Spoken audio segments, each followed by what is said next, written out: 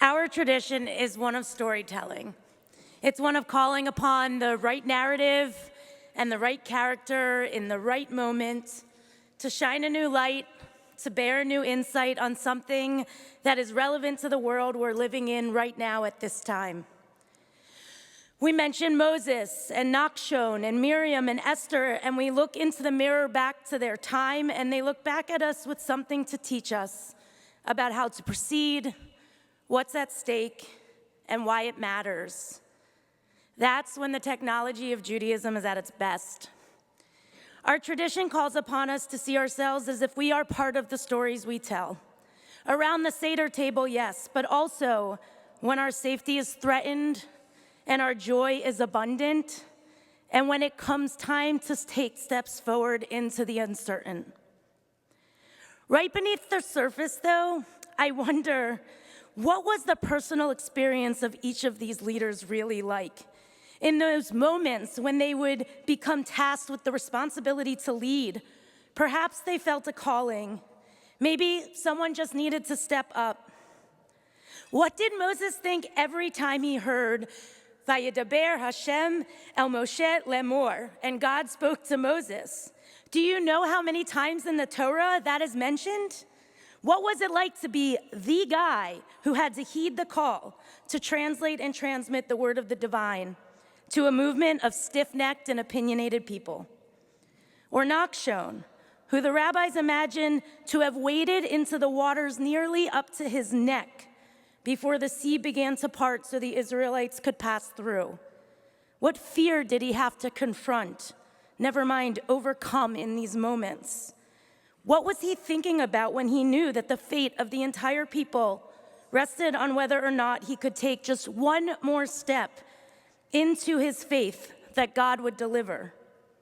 Or Miriam, whose emotional intelligence had the wherewithal to pull out her timbrel and create a space for people to dance, to literally shake off the waters of Yam Suf, which they had just crossed, before the uncertainty of the journey ahead began to set in.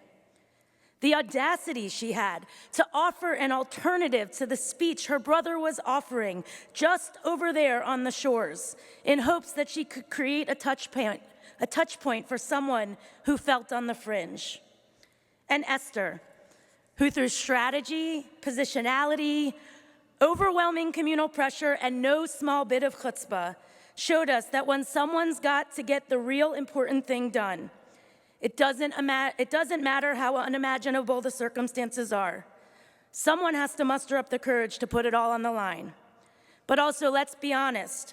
What did she feel like in that room with Haman and Achashverosh? Can you imagine her Me Too story? Martin Buber taught that it is not our task to repeat the great and awesome deeds of those who came before us.